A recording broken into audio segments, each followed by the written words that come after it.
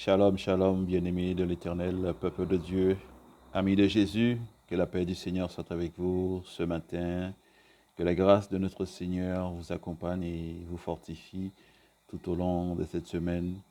Nous sommes dans la septaine de la prière de la foi sur les rêves, les songes, les visions, toutes ces choses que chacun d'entre nous, bien sûr, euh, observe et que nous recevons des messages, des révélations, plus ou moins, et que nous, tout au long de cette semaine, nous allons essayer de décrypter tout cela.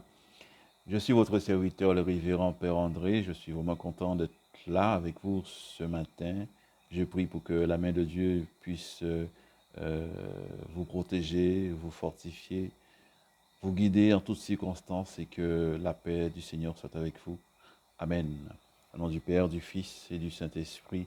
Amen. Bien-aimés de l'Éternel, eh bien hier nous avons vu que le canal de la révélation divine, c'est vraiment le Saint-Esprit, le chrétien qui prend l'habitude vraiment de marcher avec le Saint-Esprit. Eh bien c'est un chrétien qui est avisé dans quelle que soit la situation, quelle que soit euh, euh, la période plus ou moins difficile, et il pourra toujours sortir victorieux parce que il se confie vraiment dans le guide suprême, le Saint-Esprit, qui nous conduit toujours vers la vérité. Oui, euh, lorsque nous rêvons, lorsque nous faisons des songes, si nous ne sommes pas en connexion vraiment avec le canal divin qui est le Saint-Esprit, eh bien, des choses, des influences négatives peuvent nous toucher aussi pendant nos songes, nos rêves, et ça peut porter confusion. Et c'est la sanctification, c'est le fait de pouvoir toujours se remettre en question par la repentance, par la confession, par euh, la sincérité du cœur, puisque Dieu regarde vraiment le cœur de chacun d'entre nous, c'est ce qui est le plus important. Bien-aimés de l'Éternel, je suis très heureux aujourd'hui d'être avec vous. Et hier, malheureusement, j'ai pas pu vous poster la vidéo, mais je prie pour que tout au long de la semaine, je puisse toujours continuer à vous donner un enseignement vidéo pour compléter ce que vous voyez en écriture sur ma page Facebook, le révérend Père André. Voilà, nous sommes au deuxième jour.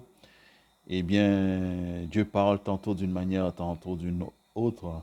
Eh bien, c'est vrai que Dieu a toujours parlé. euh, Parfois, nous trouvons cela bizarre, mais avec Dieu, il n'y a pas de bizarrerie. Il y a toujours une explication. C'est le Seigneur qui connaît toutes choses. Parfois, nous essayons de comprendre, de décrypter, essayons de comprendre la manière dont Dieu a agi, mais parfois nous sommes dans l'étonnement puisque Dieu agit d'une manière que nous ne nous attendons pas. Et Dieu peut intervenir dans notre vie par des messages tout au long, par exemple, de la nature. Dieu peut utiliser la nature pour nous communiquer un message, pour nous faire comprendre des choses, notamment euh, quand il y a beaucoup de choses des bouleversements climatiques, c'est que le Seigneur nous envoie un message fort à tout l'être humain, toute la planète, que nous sommes en train de dépasser des limites, nous sommes en train d'aller à la catastrophe. Et le Seigneur nous avertit déjà que euh, par des catastrophes, par des choses naturelles, des fois, vous voyez, le temps change. Et bien, tout ça, ce sont des messages que le Seigneur envoie. Et il faut savoir décrypter tout cela. Et Dieu peut nous parler aussi par des animaux. Dans la Bible, nous avons cet exemple avec l'âne, avec Balaam, je crois, c'est ça, Balaam, et qui s'est vu euh, qu'un âne lui a parlé. Et aujourd'hui, si un âne te parle, eh bien, mon ami, on va te traiter de fou. Il se peut que le Seigneur te donne des messages avec les oiseaux, avec n'importe quoi, avec des papillons, mais il faut savoir être attentive, il faut savoir être observateur, lorsque le Seigneur nous parle, nous donne des signes. Puisque lorsque nous demandons quelque chose au Seigneur, il ne suffit pas de demander, mais il faut aussi être réceptif pour pouvoir discerner le signe que le Seigneur nous donne. Donc Dieu nous répond tantôt d'une manière, tantôt d'une autre, par des signes aussi, par des prodiges, euh, par des personnes aussi. Dieu peut nous envoyer des gens, nous apporter un message. Ça peut être un prophète, une prophétesse, ça peut être un serviteur de Dieu, une servante de Dieu, ça peut être quelqu'un de banal aussi. Et parfois, nous attendons à que ce soit un chrétien. Eh bien, Dieu peut utiliser un, un bouddhiste, par exemple. Alléluia. Dieu peut utiliser un bouddhiste pour te parler. Et ce qu'il te dira, eh bien, c'est la vérité. Mais euh, nous sommes tellement concentrés sur euh, que ce n'est pas un chrétien, et nous pouvons passer à côté du message. L'important, c'est le message. Il faut comprendre que c'est le message qui est le plus important. Après, bien sûr, il faut demander au Saint-Esprit, demander au Seigneur vraiment de confirmer ce que nous avons reçu, puisque pour ne pas se laisser égarer par euh, des faux prophètes, par laisser égarer par des personnes qui soi-disant elles viennent de Dieu. Et des fois, Satan se déguise en ange de lumière. Et ça peut paraître une belle révélation, ça peut paraître une belle vision, mais lorsque, si nous ne nous prenons pas garde, eh bien, nous pouvons tomber dans le piège de l'ennemi. C'est pour cela que vraiment, celui qui marche avec le Saint-Esprit et qui apprend aussi à marcher, à écouter les numéros du Saint-Esprit pour pouvoir marcher convenablement dans sa vie.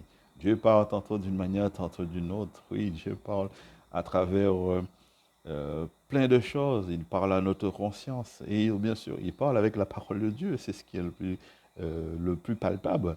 C'est la parole de Dieu.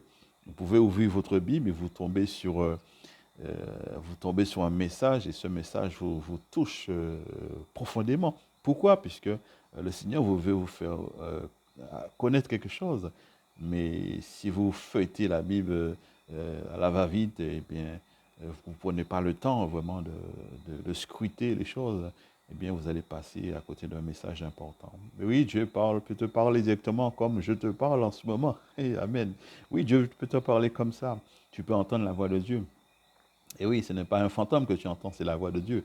Et Dieu peut te le confirmer à maintes reprises, comme il a fait pour d'autres hommes dans l'Ancien Testament. Et lors du baptême de Jésus, Dieu a parlé dans les cieux. Il dit, celui-ci est mon fils bien-aimé. Et oui, et nous aussi aujourd'hui, nous avons cette faculté, cette possibilité, pardon, d'entendre aussi la voix de Dieu. Bien sûr, tout le monde n'entend pas la voix de Dieu, mais Dieu parle tantôt d'une manière, tantôt d'une autre. C'est-à-dire que Dieu met plusieurs manières, plusieurs façons, plusieurs méthodes pour pouvoir entendre, lorsqu'il nous envoie un message, entendre que c'est lui qui nous parle. Reste à maintenant à être dans, comment dirais-je, réceptif, être se positionner dans un endroit où on peut recevoir la parole de Dieu, dans un endroit calme, dans un lieu de silence, ce qui est très, très, très approprié. Si vous avez beaucoup de désordre, si vous avez une atmosphère familiale euh, critique où ça crie tous les jours, vous aurez du mal à recevoir les choses de Dieu, il va falloir sortir. Et la nature aussi, baladez-vous à la montagne, au marché, au bord de la mer. C'est ce moment où vous serez vraiment en contact avec la nature, puisque la nature, ben, c'est Dieu. Hein. C'est Dieu qui a créé tout cela. Et il peut nous parler à travers toutes ces choses. Et Dieu nous parle tous les jours parce que nous voyons la création de Dieu. Amen. Eh bien, Dieu nous montre que c'est moi qui ai créé tout ça. Et c'est pour cela que nous devons toujours rendre gloire à Dieu pour ce qu'il fait et ce qu'il a déjà fait dans notre vie. Bien-aimés de l'Éternel, je suis content d'être avec vous ce matin. Nous allons avancer petit à petit euh, dans notre programme. Il y a encore d'autres choses à dire, d'autres choses à aller plus en profondeur. Et il va falloir prendre un temps aussi pour pouvoir méditer sur tout ça. Bien sûr, ce n'est pas vraiment quelque chose de euh, une science absolue de ce que je vous transmets, mais ça vient de mon expérience, c'est par rapport à ce que les enseignements de l'Église universelle. Donc, j'essaie de vous donner j'essaierai de vous donner le maximum d'enseignements possibles, le maximum de choses concrètes, de choses palpables pour que vous puissiez vraiment en tirer profit dans votre vie. C'est ce qui est le plus important, que vous soyez plus en train de divaguer, poser des questions. Est-ce que c'est est-ce que c'est une bonne chose, c'est pas une bonne chose, j'ai fait ceci, j'ai fait ceci, j'ai rêvé de cela, j'ai rêvé de ceci. Pour ne pas vous inquiéter, voilà. Que Dieu vous bénisse aujourd'hui, que Dieu vous donne sa paix, que Dieu vous donne sa joie et vous protège de toute attaque démoniaque, toute attaque nocturne, de le nom puissant de Jésus. Je vous bénis ce matin, au nom du Père, du Fils et du Saint-Esprit. Amen. Allez dans la paix du Christ. Bonne journée. Que Dieu vous bénisse et vous garde.